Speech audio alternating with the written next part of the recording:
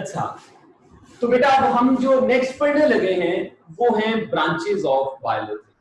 तो जो ब्रांचेस हैं बायोलॉजी की वो एक एक दो दो लाइंस की डेफिनेशन है। इसका बेटा आप लोग स्क्रीनशॉट ले लें, फिर मैं वो डिफाइन कर देता हूँ। ठीक है, इसका स्क्रीनशॉट ले लें, फिर हम उनकी ब्रांचेस की डेफिनेशन करते हैं।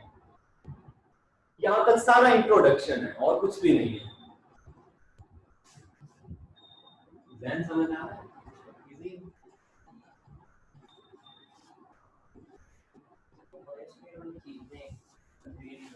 क्या बेटा?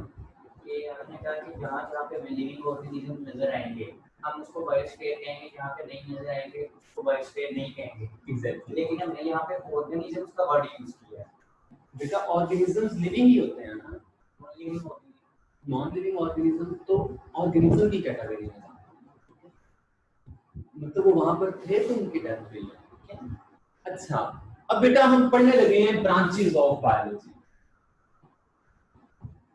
बुक्स अपनी खोल लें, सामने रख लें, तो उसी के मुताबिक बेटा मैं डिफाइन करता जाऊंगा, कोई मुश्किल डेफिनेशंस नहीं है। Number 1, molecular biology.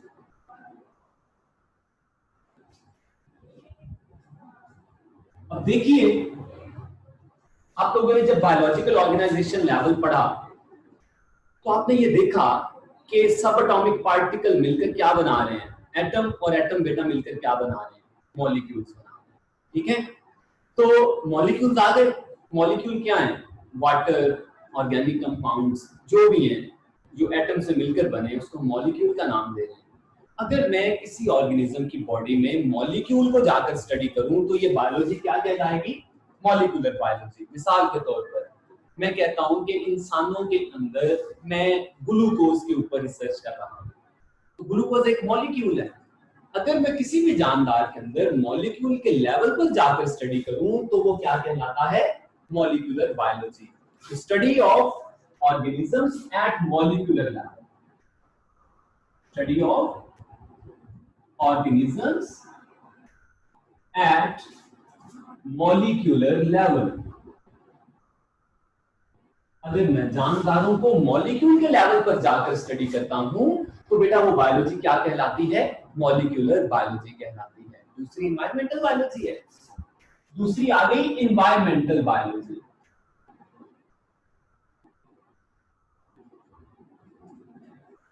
Environmental biology के आगे आप दूसरा लिख लें इकोलॉजी, जो कि भी हमने डिफाइन भी की है। क्या? Study of interaction of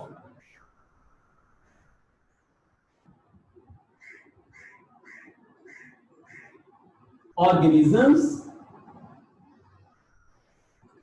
with their environment। अगर मैं जानदारों का इंटरेक्शन स्टडी करूं किसके साथ? एनवायरमेंट के साथ, तो बायो की ये ब्रांच क्या कहलाती है? एनवायरमेंटल बायोलॉजी कहलाती है, या क्या कहलाती है? इकोलॉजी। तीसरी बेटा कौन सी है?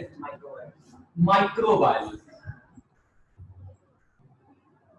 बेटा ये भी बड़ी आसान सी डेफिनेशन है। कल से हमारा लेक्चर जो है वो इंशाल्लाह कंसेप्चुअल शुरू हो जाएगा। माइक्रोबायोलॉजी क्या है? स्टडी ऑफ माइक्रो ऑर्गेनिज्म, जिनको माइक्रोब्स भी कहा जाता है। अब बेटा माइक्रोब्स में कौन कौन आ जाता है? Number 1, bacteria. याद रखिएगा दुनिया के सारे बैक्टीरिया क्या हैं? यूनिसेलुलर हैं। एलजी, कुछ एलजी मल्टीसेलुलर हैं, वो हम चैप्टर नंबर 7 में पढ़ेंगे। फिर उसके बाद प्रोटोजोआ, ये हमारे पास माइक्रो ऑर्गेनिजम्स के एग्जांपल हैं। ये ग्रुप्स के नाम लिखे हैं। अगर एग्जांपल्स लेनी है, अमीबा, पैरामीशियम, वॉलवॉक्स, ये सारे के सारे इसमें आ जाते हैं, माइक्रो ऑर्गेनिजम्स हैं। और अगर मैं माइक्रो ऑर्गेनिजम्स की स्टडी करता हूं वो क्या कहलाती है? माइक्रोबायोलॉजी। नेक्स्ट बेटा, फ्रेश वाटर और मैरीन। एक बात बेटा ये जरा बड़े ध्यान से सुननी है, ये बार बार पूरी बुक में रिपीट होती है। ठीक है, जो वाटर बॉडी है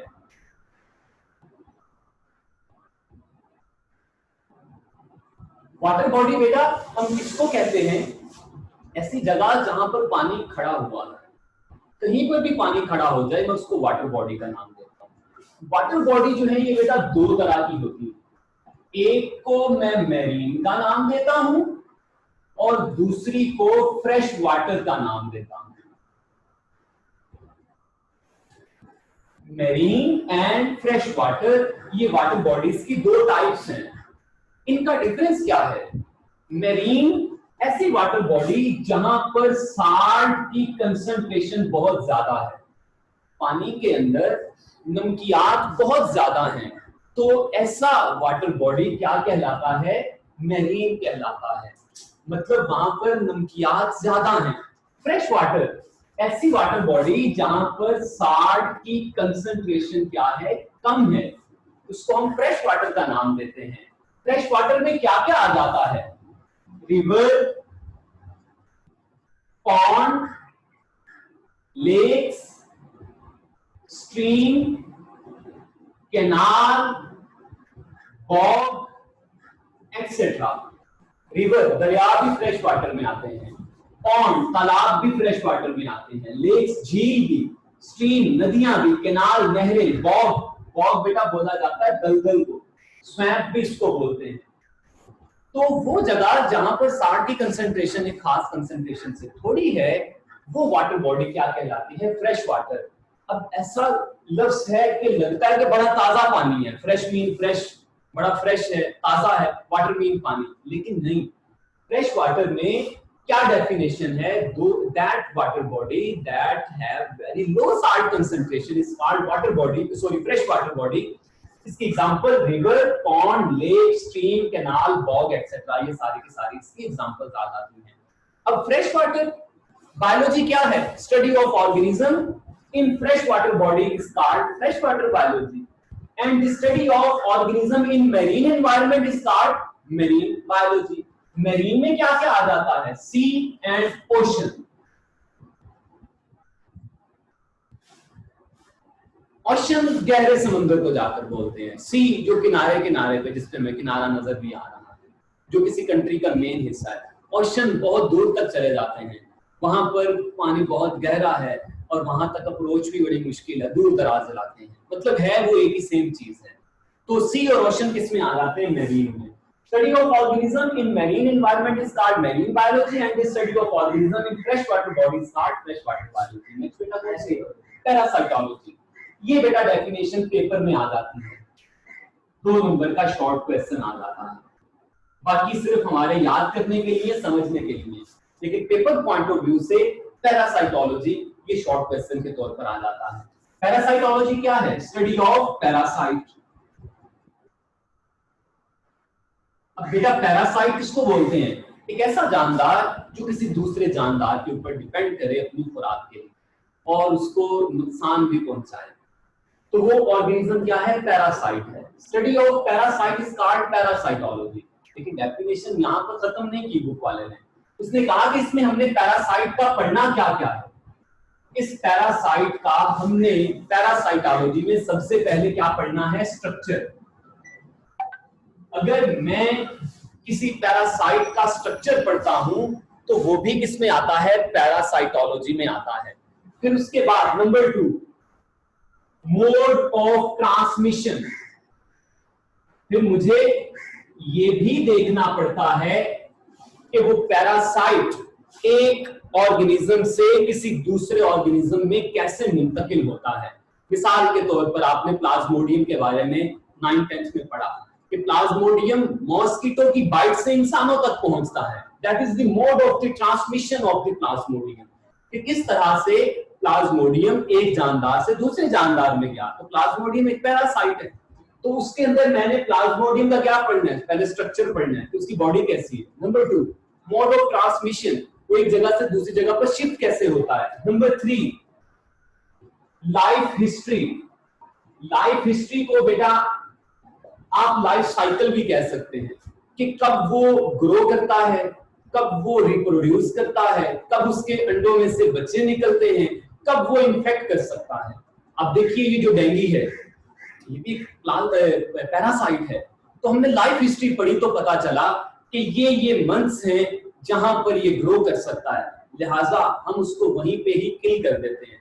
हमें फायदा हुआ किसको पढ़ने का, लाइफ साइकिल को पढ़ने का, लाइफ हिस्ट्री पढ़ने का। और लास्ट में होस्ट पैरासाइट रिलेशनशिप,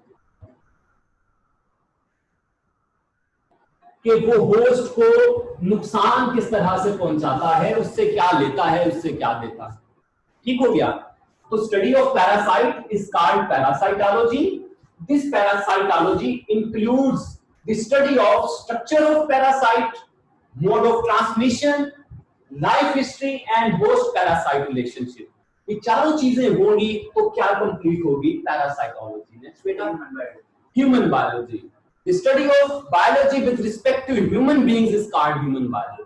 कि मैं सिर्फ और सिर्फ ह्यूमन बीइंग्स के पर्पस से देखूं बायोलॉजी को पढ़कर, तो ये क्या है, ह्यूमन बायोलॉजी। नेक्स्ट बेटा, सोशल बायोलॉजी। सोशल बायोलॉजी क्या है कि ह्यूमन बीइंग की डेफिनेशन क्या है। ह्यूमन बीइंग को अगर हम इकोलॉजिकली डिफाइन करें तो ये है, human beings are social animal. हम सोशल एनिमल हैं। सोशल एनिमल का मतलब क्या, कि हमारे अंदर डिवीजन ऑफ लेबर है, कि हमने आपस में काम बांटे हुए हैं। मैं टीचिंग कर रहा हूँ, आर्मी बॉर्डर पे खड़ी है, पुलिस वाले यहाँ पर फिर रहे हैं, और वॉचमैन जो है वो बाहर खड़ा है बैंक के, सारा कुछ है। हम आपस में एक दूसरे के साथ काम बांट के कर रहे हैं। तो ऐसे एनिमल्स जो सोशल हैं, उनकी स्टडी को हम किसका नाम देंगे, सोशल बायोलॉजी का। Next, biotechnology. बायोटेक्नोलॉजी की डेफिनेशन बेटा बड़ी आसान है, स्टडी ऑफ ऑर्गेनिज्म और any organismic system in manufacturing industry. अगर मैं किसी ऑर्गेनिज्म या उस ऑर्गेनिज्म के किसी सिस्टम का इस्तेमाल कर रहा हूं अपने इंडस्ट्री पर्पस के लिए, तो ये स्टडी क्या कहलाती है, बायोटेक्नोलॉजी। मिसाल के तौर पर मैंने मेडिसिन प्रिपेयर करनी है, तो मेडिसिन प्रिपेयर करनी है, मुझे कुछ बैक्टीरिया रिक्वायर होते हैं, कुछ वायरस रिक्वायर होते हैं, तो वो ऑर्गेनिज्म है, उनका इस्तेमाल किसमें कर रहा हूं, मैन्युफैक्चरिंग इंडस्ट्री में। तो ऐसी स्टडी क्या कहलाती है, बायोटेक्नोलॉजी कहलाती है। ये हम चैप्टर 23 सेकंड ईयर में बेटा करेंगे बाकी डिटेल्स में। और लास्ट में ये लास्ट थी। चलिए बेटा, आज का लेक्चर यहां तक है। मैं आप लोगों को अनम्यूट कर रहा हूं, किसी का कोई क्वेश्चन है तो बेटा कर लें। जी बेटा, किसी का कोई क्वेश्चन है, स्क्रीनशॉट लेना है बेटा, पहले वो ले लें। सर एक दफा ह्यूमन बायोलॉजी रिपीट कर दें। Study of biology for the benefits of human beings is called human biology। या आप कह लें कि study of organisms with respect to human beings is called human biology। तो बड़े तरीके से डिफाइन ओके सर, ठीक है। आपकी बुक वाले ने किस तरह से इसको डिफाइन किया है, it deals with the study of man। Simply इसने बोल दिया कि इसका ताल्लुक सिर्फ और सिर्फ ह्यूमन बीइंग्स के साथ है। ह्यूमन बीइंग्स के अंदर क्या क्या आ जाती है, हम क्या क्या स्टडी करते हैं, मॉर्फोलॉजी, एनाटॉमी, जेनेटिक्स, ये सारी की सारी आपके सिलेबस में नहीं है, लेकिन मैं आपको कल डिफाइन कर दूंगा, 2-3 जो है इसमें। कोई और क्वेश्चन है बेटा, कोई क्वेश्चन नहीं है। चलिए बेटा, इसका स्क्रीनशॉट ले लें। अल्लाह हाफिज। ओके सर, अल्लाह हाफिज बेटा। अल्लाह हाफिज।